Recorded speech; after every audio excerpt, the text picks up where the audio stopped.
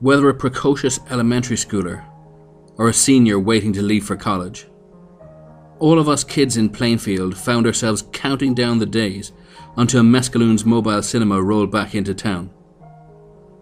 There were no advertisements for it posted anywhere, especially not the public notice boards at the library or the town hall. Nor were particular return dates announced after the last screening. Nor did the mobile cinema have a set schedule by which to calibrate our internal clocks. We would always learn of its return from a rumour. Somebody would mention hearing of a showing 2 towns over, meaning our turn would come tomorrow night. Or else someone would have heard on good authority from a friend of a friend that Plainfield would be the next town on the circuit, making next weekend the one we'd all been waiting for. And, sure enough, one of those rumours would be true. We'd gather in the fields at the edge of town, and there would be Mr. Mescalune himself, dressed in his tattered top hat and patchwork tuxedo, standing outside the modified trailer that contained the rarest movie house in the world. We would enter through the back of the trailer, if we were one of the lucky few to be admitted. Inside, the trailer contained a few rows of metal folding chairs welded to the floor, with a narrow aisle stretching down the middle. The chairs faced a stark white wall, onto which a projector, dangling from the ceiling, would beam whatever film Mr. Mescalune had to show us. They were always worth seeing. Every one. Because you could see nothing like them anywhere else. Maybe we were biased, since Plainfield didn't have a movie theatre of its own, or a roller rink, or an arcade, or anywhere else for kids to go for entertainment. Our parents weren't big on such things. All the same, long after some of us had left Plainfield for greener pastures, and had seen the kinds of movies everybody else had enjoyed, we had to admit that nothing was ever as exciting as the films of Mr. Mescalune. We never knew exactly what to expect going in for a screening.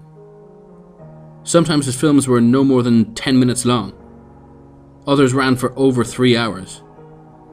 We could never recognize the actors and actresses on screen, partially because we never had the chance to learn about and grow enamored of movie stars through magazines and gossip rags, since anything not a textbook would be confiscated at school. Mostly, though, it was because Mr. Mescalune's films used no professional actors. Maybe he picked them for their looks or for the sounds of their voices. Maybe his casting selections had no logic whatsoever. It didn't matter. The actors always showed real emotion in his films, no matter how large or small the role. You could tell they were giving it everything they had. You'd be forgiven for thinking they weren't faking. You could be sure of only one thing when you sat down to watch one of Mr. Mescalune's films. Somebody was going to die. Their death wouldn't always be gory. Sure, there were the bloody ones, the machete to the skull, the 1,000 strategic cuts of the razor, the gunshot at close range. Sometimes they went cleanly, garroted by a masked figure, for instance, or left twitching in a chair after drinking a glass of something toxic. Whatever the method, no matter how creative, the film death would be more realistic than you could imagine. And so too would be the performance leading up to it. The tears, the pleas, the screams. That, we thought, was the chief virtue of Mr. Mescalune's films. How real they were. How true they were.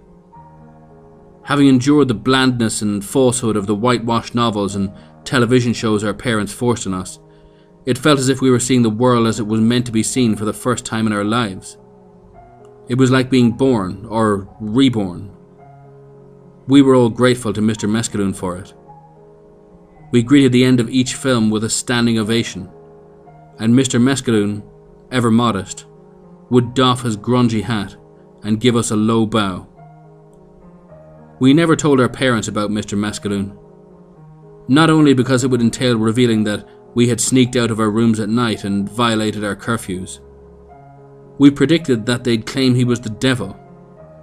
like they had with our trading card games and fantasy anthologies, and prohibit us from ever visiting him again. He never charged us money for admission to his screenings. All he asked is that we enter his lottery. To each kid he admitted into the trailer, he provided a paper raffle ticket with a handwritten number on it. Once the film ended and our applause subsided, he'd reach into his hat and fish around inside until his gloved hand emerged, holding a slip of paper. He'd read the number in his quiet, soothing voice and check whether any of our tickets matched it. If none did, he would simply smile, shake hands with anybody who stayed behind to thank him for the show, and led us out into the moonlit fields, where the lingering crowd of the curious unadmitted anxiously questioned us about what we had seen.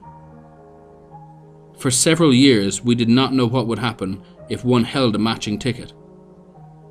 Then there came the night when Chris P. won the drawing. Mr. Mescalune reached into his hat like usual, and we scarcely paid attention, accustomed as we were to the slim odds of having the right number. When he announced the winner, half of us didn't even bother to glance at our tickets. Calm as ever, Mr. Mescalune repeated the number. That was when Chris, sitting in the front row, raised his hand. It was as if lightning had struck us and melded us to our seats. This was something even more unprecedented than the films we came to see. We started clapping and Chris stood and nodded to us politely as Mr. Mescalune came over to congratulate him. All of us were eager to learn what Chris's prize would be, but Mr. Mescalune sent us on our way, keeping only Chris behind. Some of us waited outside the trailer for a long time afterward, but nobody emerged. Given the late hour, we had to head home, lest our families awaken and discover we weren't where we should have been. Chris's absence from school the following day surprised nobody. Who wouldn't take the day off after staying out so late? When he didn't appear the day after, we were perplexed. Once an entire week elapsed, we were downright curious. Even so, we didn't dare tell an adult. What would become of the mobile cinema once they learned of it? For that matter, what would become of us? We didn't glimpse Chris again until the next time Mescalune's mobile cinema parked in the outskirts of town.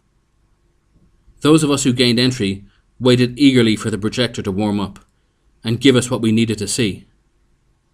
And when it finally flickered to life, dust mites swirling and sparkling in its beam, we beheld none other than Chris on the screen before us, sitting shirtless against a concrete wall.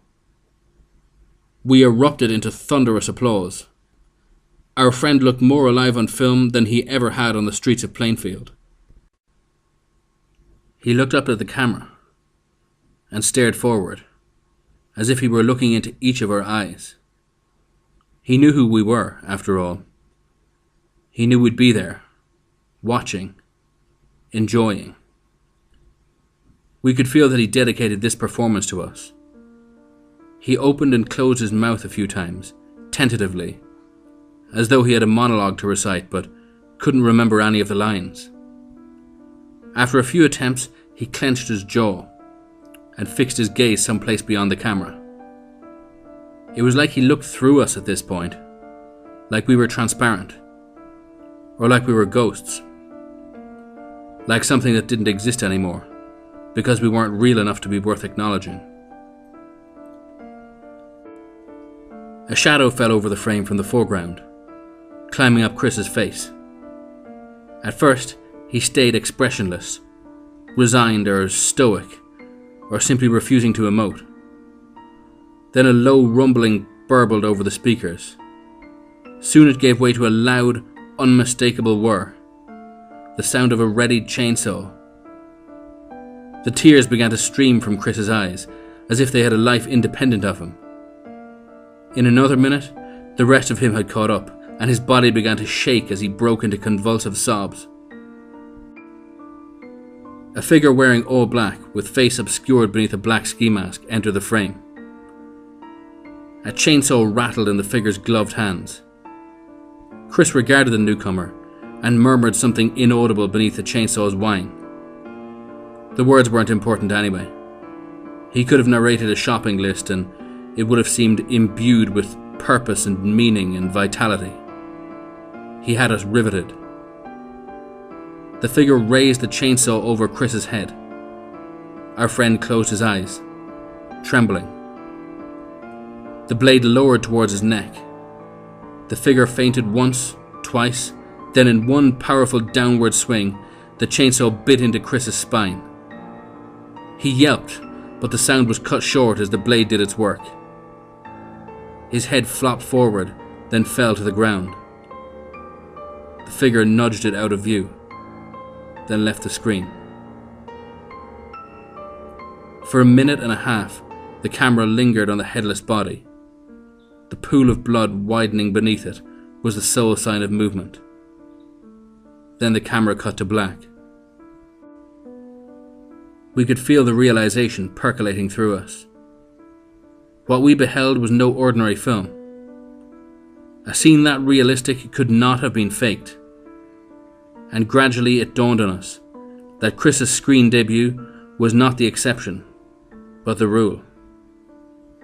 Every film we had viewed at Mescalune's mobile cinema documented the final moments of someone's life, and we understood the price we paid for coming to see it. We spent a few seconds figuring out how to react.